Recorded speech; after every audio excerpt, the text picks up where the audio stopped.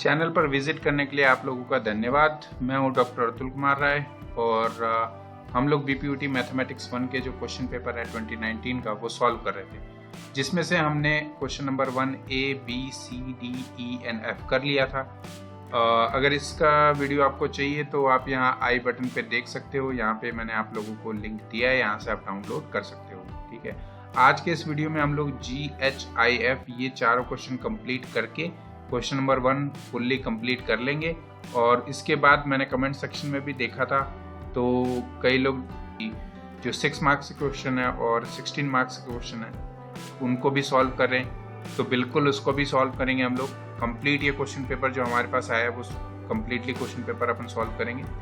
ठीक है, और अगर चैनल पे नए हो तो प्लीज़ चैनल को सब्सक्राइब कर दो। हम लोग आगे बढ़ते हैं। एक क्विक रिवीजन करा देता हूँ मैं कि क्या क्या हमने किया हुआ था। पहला क्वेश्चन आपके पास ये था जिसमें प्रैक्टिकल सिग्निफिकेंस पूछा गया था, जनरल सॉल्यूशन और पर्टिकुलर सॉल्यूशन का, तो उसको हमने एक्सप्लेन किया हुआ था। ठीक है, क्वेश्चन नंबर बी था इंटीग्रेटिंग फैक्टर का क्या मतलब है। ठीक है, और किस तरीके से हेल्प करता है डिफरेंशियल इक्वेशन को सॉल्व करने पे, सो इसका डिस्क्रिप्शन देखा था।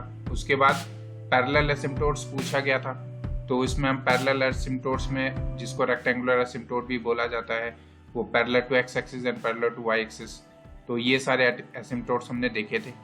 इसके बाद रिलेशन बिटवीन पूछा गया था किसके, कर्वेचर और रेडियस ऑफ कर्वेचर के बारे में, तो ये भी हमने देखा था। ये रिलेशन आपको इस तरफ देखने को मिल रहा होगा। देन इसके बाद रॉन्स्कियन के बारे में पूछा गया था, इसको हमने कम्प्लीटली देखा। और रॉन्स्कियन जो है किस तरीके से डिफरेंशियल इक्वेशन को सॉल्व करने में हेल्प करता है, तो हमने नॉन होमोजीनियस डिफरेंशियल इक्वेशन देखा था जिसमें हमें रॉन्स्कियन की ज़रूरत पड़ती है। ठीक है, उसके बाद ये देखा था generative function of Legender polynomial, वो कौन सा होता है। तो अगर ये सारे वीडियो, ये जो जितने क्वेश्चंस थे ये हमने ऑलरेडी कवर कर लिए थे लास्ट वीडियोस में। अब हम लोग शुरू करते हैं जी, जिसमें प्रूव करना आपको कि बीटा mn जो होगा ना वो बीटा nm के इक्वल होगा। तो what is the definition of beta mn? By the definition of beta mn it is nothing but the integral from 0 to 1 x raised to the power n-1 x1 minus x raised to the power n-1 dx। ठीक है, अगर यहाँ पहले m है तो x की power में m-1 है, बाद में n है तो 1 माइनस एक्स की पावर में n-1 है। मतलब 1 माइनस एक्स की पावर में जो पैरामीटर रहेगा वो सेकेंड वाला पैरामीटर रहेगा, और x की पावर में जो पैरामीटर रहेगा वो पहला वाला पैरामीटर रहेगा। ये थोड़ा सा आपको ध्यान देना है। ठीक है, प्रूव करना है बीटा mn किसके इक्वल है, बीटा nm के इक्वल है ना। तो मतलब मुझे m की जगह n चाहिए और n की जगह m चाहिए। ओके, तो ये कैसे पॉसिबल होगा? तो मुझे कुछ ऐसा करना पड़ेगा कि x raise to the power m-1 की जगह यहाँ पे क्या आ जाए, 1 माइनस एक्स या 1 माइनस वाई, कुछ नया टर्म ले लो, 1 minus Y raise to the power m-1। जैसे यहाँ पर 1 minus Y raise to the power m-1 लूंगा तो यहाँ पर जो ये m है वो 1 माइनस वाई के साथ हो जाएगा, तो ये m यहाँ पे आ जाएगा। और यहाँ पर 1 माइनस एक्स की जगह मैं नया पैरामीटर ले लूँ y, ताकि y raise to the power n-1 हो जाए। तो इससे ये जो हमारा n है वो कहाँ पर हो जाएगा, यहाँ पे। तो इसी को मद्देनजर रखते हुए मैं क्या करने वाला हूँ, 1 माइनस एक्स को, या ऐसे कह लो x को मैं रखने वाला हूँ 1 माइनस वाई। सो x को मैंने क्या रख लिया, 1 माइनस वाई। तो भाई लिमिट देखो, अगर x की वैल्यू 0 है, x की वैल्यू 0 है, अगर x की वैल्यू 0 है तो y की वैल्यू क्या आ जाएगी, 1।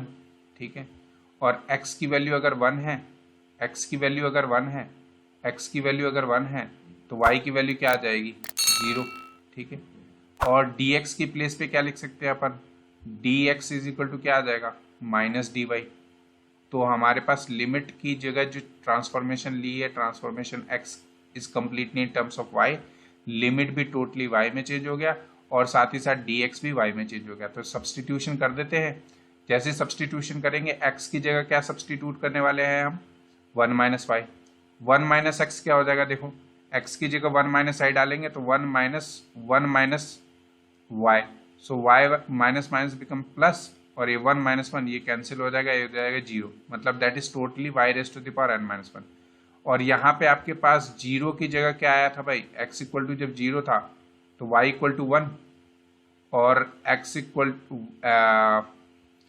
टू 1 है तो y क्या बना था 0, तो ये 1 to 0 जा रहा है, ये तो थोड़ा सा उल्टा हो गया ना। और यहाँ पर देखो dx इक्वल टू क्या आ गया था माइनस dy आएगा, इसको मैं एडिट कर लेता हूँ अभी। हाँ जी, यहाँ पर dx की बजाय माइनस dy लिखना था, तो dx की जगह अब माइनस dy हो चुका है, ठीक है, गुड। सो ये लोअर लिमिट हमारा बड़ा है, अपर लिमिट छोटा है, तो अपन क्या कर सकते हैं, इसको 0 to 1 कर देंगे। तो जैसे 0 to 1 करेंगे एक और माइनस आएगा, ये माइनस और ये वाला माइनस, ये प्लस हो जाएगा।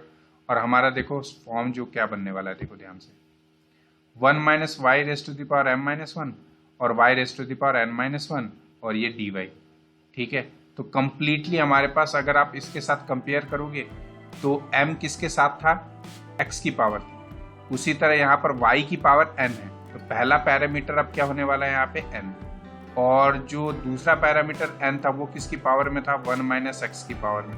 तो यहाँ पर 1 माइनस y की पावर में m है, तो ये अब दूसरा पैरामीटर क्या बन जाएगा, m। तो इसका मतलब ये बन गया आपके पास ईटा एन m। तो hence it is proved. Understood, समझ आ गई ना ये चीज। चलो नेक्स्ट क्वेश्चन चलते हैं। What does the convergence power series means, convergence of power series का क्या मतलब है और ये इंपॉर्टेंट क्यों है। तो नॉर्मल सी बात है, पावर सीरीज के कन्वर्जेंस बहुत सारे डिफरेंशियल इक्वेशन के सॉल्यूशन बनाता है ना। और ये कन्वर्जेंस जो है वो बताता है कि सम ऑफ इनफाइनाइट टर्म्स जो है, sum of infinite terms of any series वो एग्जिस्ट करेगा कि नहीं करेगा, वो फाइनाइट आएगा कि नहीं आएगा। सो ये बहुत ही इंपॉर्टेंट है कि क्या कन्वर्जेंस ऑफ द सीरीज का मतलब क्या है। कन्वर्जेंस ऑफ द सीरीज का मतलब है कि इनफाइनाइट टर्म्स का जो सम है, infinite term of the series का जो सम है वो एग्जिस्ट करेगा कि नहीं और फाइनाइट होगा कि नहीं। इसका मतलब सिंपल सी बात है, अगर पावर सीरीज कन्वर्ज कर रहा है तो उसका सम जो होगा वो फाइनाइट होगा, ठीक है। और कन्वर्जेंस ऑफ सीरीज बहुत जगह यूज हो रहा है, व्हाई इट इज इंपॉर्टेंट, ये भी क्वेश्चन पूछा गया था। तो क्या है आपको यहाँ समझ आ रहा होगा, 1/1 माइनस यू एक सीरीज है आपके पास, है ना, ये this is nothing but GP series. अगर आपको ध्यान से पता हो तो this is nothing but GP series. So इसकी जो कन्वर्जेंस है ना वो कहाँ से कहाँ तक है, जब यू लाइव करेगा -1 से 1 तक। तो ये कैसे पता लगा, ये कन्वर्जेंस ऑफ सीरीज से पता लगा कि जो रेंज है ना वो पता लग रही है मुझे, क्योंकि अगर u की जगह 1 सब्सटीट्यूट करूंगा तो आपको पता ही है that will is going to be infinite. और अगर u की जगह मैं -1 पुट कर दूंगा तो वो एक डाइवर्जेंट सीरीज होगी। डाइवर्जेंट इन द सेंस कि उसकी लिमिट एक से ज़्यादा हो जाएगी। अगर आप करोगे उसकी लिमिट बनेगी एक, तो या तो बनेगी 0 या तो बनेगी 1, ठीक है। तो ये तो, और कन्वर्जेंस जो है वो एक ही कन्वर्जेंस अगर होती है, अगर एक ही लिमिट होती है, तो यहाँ पर 2 लिमिट आ रही है आपके पास। तो कन्वर्जेंस मतलब किस, वो रेंज भी बताता है कि किस रेंज में ये जो सीरीज है इनफाइनाइट सीरीज वो एग्जिस्ट करेगी या वैलिड होगी। इसी पॉइंट को यहाँ पे आपके पास लिखा हुआ था। It allows us to determine the range of the values of for which the series is valid. साथ ही साथ ये हेल्प करता है कंटिन्यूटी, डिफरेंशिएबिलिटी और एनालिटिसिटी चेक करने के लिए। सो एनालिटिसिटी वाला जो कंसेप्ट है वो कॉम्प्लेक्स थ्योरी में आती है हालांकि। So these are some applications you means you can write why it is important, ठीक है। अच्छा चलते हैं अब नेक्स्ट क्वेश्चन में। What write down second shifting theorem for the Laplace. देखो फर्स्ट शिफ्टिंग थ्योरम तो सभी को पता है ना, जो शिफ्टिंग थ्योरम पता नहीं होती वो होती है लैप्लास की सेकंड शिफ्टिंग थ्योरम। यूजुअली अपन पढ़ते नहीं है ना, और इनवर्स लैप्लास का भी सेकंड शिफ्टिंग थ्योरम पूछा है, तो ये बहुत इंपॉर्टेंट है एक्चुअली। फर्स्ट शिफ्टिंग थ्योरम आपको पता ही होगा क्या है, कि अगर किसी भी एफ फंक्शन के साथ, एफ जो कि टी पे डिपेंड कर रही है, उसके साथ अगर एक्सपोनेंशियल फंक्शन लिखा है e rest to by at multiply है, तो इसका मतलब ft का जो लैप्लास होगा उसमें s की प्लेस पे s माइनस वर्स a से रिप्लेस कर देंगे। तो मतलब s जो था वो s माइनस a शिफ्ट हो गया है ना, तो इसीलिए इसको बोला जाता है शिफ्टिंग प्रॉपर्टी, ठीक है। लेकिन सेकंड शिफ्टिंग प्रॉपर्टी ये कहती है, इसमें आपके पास ये यूनिट फंक्शन जो है वो जुड़ जाता है, f of t minus a u of t minus a, that is F T का जो लैप्लास होगा fs और e rest to the minus as, ये जो होती है this is nothing but second shifting theorem, ठीक है। अच्छा इसका एक बिकॉज उन्होंने कहा है कि सेकंड शिफ्टिंग थ्योरम तो लिखा ही है, साथ में एग्जाम्पल भी देना है, तो एग्जाम्पल के तौर पे आप कोई भी एक एग्जाम्पल इसी के पैरेलल ले सकते हो। जैसे मैंने ये ले लिया Laplace of t minus two u of t minus two.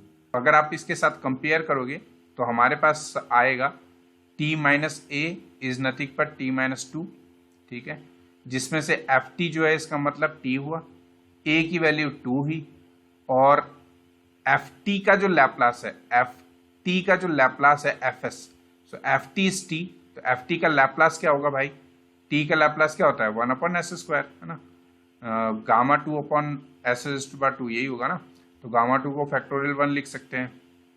अच्छा, तो जस्ट वो अप्लाई कर दो यहाँ पे, तो आपके पास क्या आ जाएगा, e raise to the power as, e raise to the power as, e raise to power a की वैल्यू क्या है 2, तो e raise to the power it will be 2s, और fs क्या बन गया भाई 1 अपॉन एस स्क्वायर, क्योंकि ft क्या था t, तो इसको जस्ट सब्सटीट्यूट कर दो तो हमारे पास ये आ गया, ठीक है। ये तो हुआ second shifting theorem simply Laplace transform के लिए, ठीक है।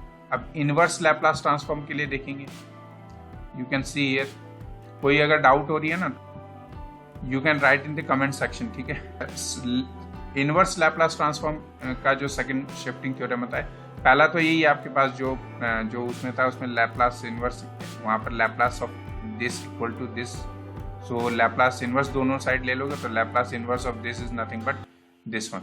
उसी तरह same to same Laplace inverse of e raise of minus as fs किसके इक्वल हो जाएगा भाई, that will be f of t minus a u of t minus a, ठीक है।